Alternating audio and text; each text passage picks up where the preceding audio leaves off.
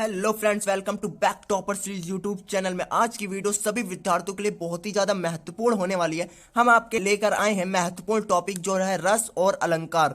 तो सभी जानते हैं बोर्ड परीक्षा में रस और अलंकार पूछे जाते हैं और यह हर साल हमें देखने के लिए मिलते हैं। तो कौन कौन से महत्वपूर्ण टॉपिक हैं तो हम बताएंगे आज। वीर रस, हास्य रस, रूपक अलंकार, यमक अलंकार, उपमा अलंकार। तो ये 5 इंपॉर्टेंट टॉपिक हैं जिसमें हम आपको डेफिनेशन और उसके साथ उदाहरण बहुत ही आसान तरीके से आपको समझाएंगे। उदाहरण के साथ, उदाहरण बहुत ही आसान तरीके से। बहुत से विद्यार्थी उदाहरण बोर्ड परीक्षा में नहीं लिखते हैं, इसलिए उनके नंबर कट जाते हैं। तो आज की वीडियो क्लास 12 समान है। हिंदी महत्वपूर्ण टॉपिक है हमारा रस और अलंकार। हम टारगेट 95 प्लस लेकर चलेंगे जिससे कि सभी विद्यार्थी को 95 प्लस लेकर आ सके और बोर्ड परीक्षा में बहुत अच्छा परसेंटेज बना सके। तो देख लो, ऐसा कहीं नहीं मिलेगा। मैं आपको गारंटी से कह रहा हूं कि बहुत आसान तरीके से मैं आपको समझाऊंगा। आप एक नोट निकाल लें या रफ निकालें जिससे कि साथ ही साथ अगर आपको याद हो जाए तो लिख कर प्रैक्टिस करें। लिख कर ही आपको बोर्ड परीक्षा में 95 प्लस ला सकते हैं। और खास तौर पे आपको राइटिंग इंप्रूवमेंट कर सकते हैं क्योंकि आप लिख कर ही राइटिंग को इंप्रूव करके ही बोर्ड परीक्षा में 95 प्लस ला सकते हैं। बोर्ड परीक्षा में 95 प्लस लाना बहुत ही ज्यादा आसान है। तो चलिए, वीडियो को शुरू करने से पहले अभी तक आपने हमारे चैनल को सब्सक्राइब नहीं किया है तो चैनल को सब्सक्राइब कर लें और बेल आइकन को भी दबा लें जिससे आने वाली वीडियो को नोटिफिकेशन पहुंचता रहे। तो चलिए वीडियो शुरू करते हैं। पहला टॉपिक देखेंगे जो हमारा वीर रस। इस तरीके से लिखेंगे जो बोर्ड परीक्षा में एग्जामिनर देखे तो आपको बिना देखे ही पूरे नंबर दे दे।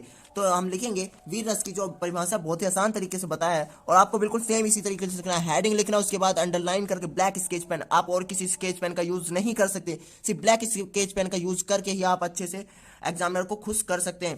तो अपनी कॉपी को और आकर्षित करने के लिए आपको अच्छे से राइटिंग में इंप्रूव करना होगा। ठीक है, तो आप परिभाषा लिखेंगे युद्ध अथवा किसी कठिन कार्य को करने के लिए हृदय में जो उत्साह जागृत होता है। ध्यान से समझिए, आपको बोर्ड परीक्षा में लिखना है तो आपको अभी याद करना होगा कि आपके पास समय नहीं। 24 मार्च को आपका पेपर है तो आपको अभी से तैयारी कर लेना क्योंकि आपके पास कल आज ही रात का वक्त है। तो अच्छे से इन चीजों को याद कर लें, उदाहरण सहित आप याद कर ले जिससे कि बोर्ड परीक्षा में भूल ना सके। तो युद्ध अथवा किसी कठिन कार्य को करने के लिए हृदय में जो उत्साह जागृत होता है। इसने क्या कहा? युद्ध अथवा किसी कठिन कार्य को करने में हृदय में जो उत्साह, क्या कहा? उत्साह जागृत होता है, उससे वीर रस की निष्पत्ति होती है। मतलब उससे वीर रस का निष्पत्ति होती है। ठीक है, इतना समझ में आया? अब नेक्स्ट लाइन देखेंगे क्या लिखना है। उसके बाद हमें यह लिखना है, यह उत्साह दान, धर्म, दया, युद्ध आदि किसी भी क्षेत्र में हो सकता है। तो यह डेफिनेशन बहुत ही आसान तरीके से आप इसी तरीके से बोर्ड परीक्षा में लिखेंगे तो आपको 6 नंबर पक्का हो जाएंगे अगर आपने इसी तरीके से रस, छंद, अलंकार सब चीज लिखा। ठीक है, तो एक बार डेफिनेशन फिर से याद करते हैं जिससे कि आपको एक ही बार में वीडियो देखें तो याद हो जाए। युद्ध अथवा किसी कठिन कार्य को करने के लिए हृदय में जो उत्साह जागृत होता है उससे वीर रस की निष्पत्ति होती है। यह उत्साह दान, धर्म, दया, युद्ध आदि और भी किसी अन्य कार्य में हो सकती है, किसी भी क्षेत्र में हो सकता है। ठीक है, उदाहरण देखेंगे बहुत ही आसान तरीके से। आपको बिल्कुल ऐसे लिखेंगे उदाहरण और इसे याद कर ले, अभी प्रैक्टिस कर ले। उदाहरण क्या हमारा? साजी चतुरंग सैन अंग में उमंग धरी। याद कीजिए, मेरे साथ रिपीट करते रहिए। साजी चतुरंग सैन अंग में, साजी चतुरत सैन अंग में उमंग धरी, सरजा शिवाजी जंग जीतत चलत है। तो अभी नोट निकालिए, इसे लिखिए, प्रैक्टिस कर 1 से 5 बार इसे लिखिए, बिना देखे लिखिए, लगातार लिखिए 5 बार।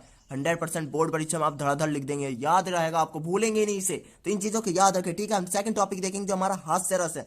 हास्य रस वेरी वेरी मोस्ट इंपोर्टेंट, बहुत बार पूछा गया है। ये सभी डेफिनेशन जो मैंने बताऊंगा इस वीडियो में बहुत ही अच्छे तरीके से समझा रहा हूं और यह हर साल बोर्ड परीक्षा में पूछे गए। तो हास्य रस आपको लिखना है, वेशभूषा, वाणी, चेष्टा आदि को देखकर जो हृदय में विनोद का भाव जागृत होता है वह हास्य कहा जाता है। यही हास्य विभाव। आगे देखेंगे, पहले हम देखेंगे, इसने कहा, दोबारा रिपीट कीजिए मेरे साथ। वेशभूषा, वाणी और चेष्टा आदि को देखकर जो हृदय में विनोद का, क्या है कहा? विनोद का भाव जागृत होता है वह हास्य कहा जाता है। याद रखना, वह हास्य कहा जाता है। यही हास्य विभाव, यही हास्य विभाव अनुभाव तथा संचारी भाव पुष्ट होकर हास्य रस कहलाता। तो ये बहुत ही आसान तरीके से डेफिनेशन आपके सामने आ चुकी है। बस आपको इतना ही लिखना है। बोर्ड परीक्षा में अगर आप लिखते हैं तो 95 प्लस लाने से आपको कोई नहीं रोक सकता।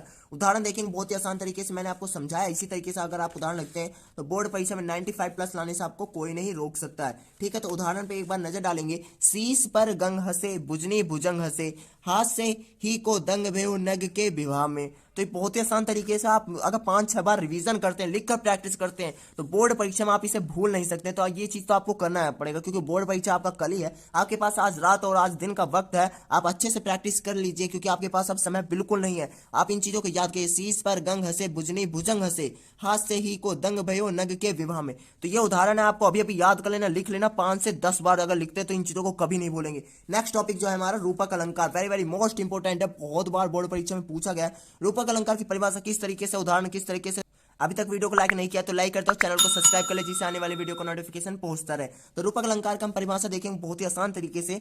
जहां उपमेय में उपमान का भेद रहित आरोप हो वहां रूपक अलंकार होता है। ठीक है, इतना समझो पहले। जहां उपमेय में उपमान का क्या का ध्यान से, इन वर्डों को ध्यान से याद रखना, बोर्ड परीक्षा बिल्कुल आपको ऐसे ही लिखना है। जहां उपमेय में उपमान का भेद रहित आरोप हो वहां रूपक अलंकार होता है। रूपक अलंकार में उपमेय और उपमान में कोई भेद नहीं रहता है। तो यही है रूपक अलंकार की डेफिनेशन। बहुत आसान तरीके से है ना, आपको बोर्ड परीक्षा में ऐसे लिखेंगे, पूरे अंक दिए जाएंगे। एक बार फिर से रिवीजन करते हैं। जहां उपमेय में उपमान का भेद रहित आरोप हो वहां रूपक अलंकार होता है। रूपक अलंकार में उपमेय उपमान में कोई भेद नहीं रहता है। तो इस तरीके से मैंने आपको रिवीजन दिलवा दिया है। तो आई होप आपको ये सभी डेफिनेशन जो तो अब तक मैंने बताई वो आपको याद हो गई होंगी। तो इसका उदाहरण देखेंगे बहुत ही आसान तरीके से। इसका उदाहरण है, बिल्कुल आसान तरीके से उदाहरण है, गिरा अनिल मुड़ पंकज रो की प्रकट न लाज निशा अवलोक की। कितना आसान तरीके से है, आप फिर से लिखिए, रिवाइज करिए। गिरा अनिल मुड़ पंकज रो की प्रकट न लाज निशा अवलोकी। ये मात्रा को अच्छे से ध्यान रखना है। इस तरीके से मैंने लिखा। इसी तरीके से अगर आप बोर्ड परीक्षा में लिखते हैं तो बोर्ड एग्जामिनर जो होगा, अगर आपने इसी तरीके से सभी क्वेश्चन को करा होगा तो 95 प्लस लाने से वो कोई रोक नहीं सकेगा। तो आपको 95 प्लस लाना ही होगा। बोर्ड परीक्षा में हिंदी की जो परसेंटेज होती है बहुत ही मायने रखती है। तो हिंदी के नंबर आपको बहुत ही अच्छे अंक दिला सकते हैं। तो इन चीज़ों को खास तौर पे ध्यान रखें। ठीक है, हम नेक्स्ट टॉपिक देखेंगे आज का, बहुत ही ज़्यादा महत्वपूर्ण है, वो है हमारा यमक अलंकार। तो हम देखेंगे यमक अलंकार के डेफिनेशन किस तरीके से। यमक अलंकार, तो यमक अलंकार का अर्थ है युग्म या जोड़ा। तो ये चीज याद रखिए, यमक का अर्थ है युग्म या जोड़ा। ठीक है, इतना याद हो गया। याद रखना, युग्म या जोड़ा।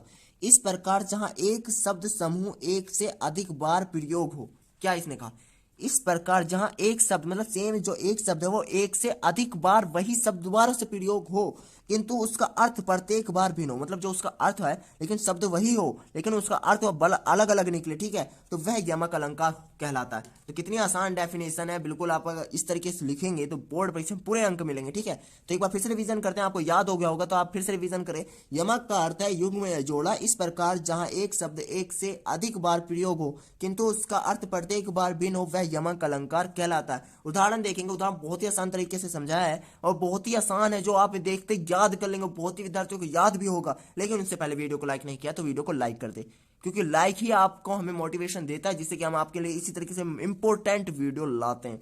ठीक है, तो उदाहरण है हमारा, काली घटा का घमंड घटा नम मंडल तारक वृंद खिले। तो ये कितने विद्यार्थियों के ये एग्जांपल याद था तो कमेंट करके जरूर बताएं। यह वीडियो कैसी लगी, आपके कमेंट से ही हमें बहुत ही वो होता है। तो कमेंट करके आप बताएं जिससे कि यह वीडियो कैसी लगी और यह उदाहरण कैसा लगा और किस किन विद्यार्थियों की उदाहरण याद है।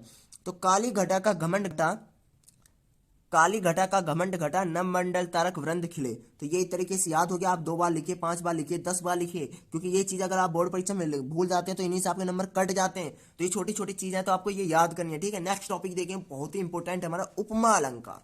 अगर आपको मैंने ये 5 इंपॉर्टेंट डेफिनेशन बता रहा हूं तो आप अगर बोर्ड परीक्षा में इन चीजों को लिख के जाते हैं तो बोर्ड परीक्षा में आपको पूरे के पूरे 6 अंक देखने के लिए मिल जाएंगे। और इसी तरह के इंपॉर्टेंट वीडियो चाहते हैं तो चैनल को भी सब्सक्राइब कर ले और डिस्क्रिप्शन में लिंक जो है सभी इंपॉर्टेंट वीडियो की लिंक है, आप उन सभी लिंक को खोलें, देखें और सभी इंपॉर्टेंट क्वेश्चन याद कर लें जिससे कि बोर्ड परीक्षा में 95 प्लस लाने से आपको कोई रोक नहीं पाएगा। ठीक है, तो हम देखेंगे उपमा अलंकार की परिभाषा बहुत आसान तरीके से। उपमा का अर्थ है सादृश्य समानता। ध्यान से इन चीजों को याद रखा, सादृश्य है, समानता तथा तुल्यता। ये चीज याद रखना, तुल्यता। ठीक है, उपमा का अर्थ है सादृश्य समानता तथा तुल्यता। जहां पर उपमेय की उपमान से किसी समान धर्म, क्या कहा, जहां उपमेय की उपमान से समान धर्म के आधार पर समानता या तुलना की जाए। ध्यान रखना, इसने क्या कहा, समानता या तुलना की जाए वहां उपमा अलंकार होता है। एक बार फिर से हम परिभाषा का रिवीजन करेंगे।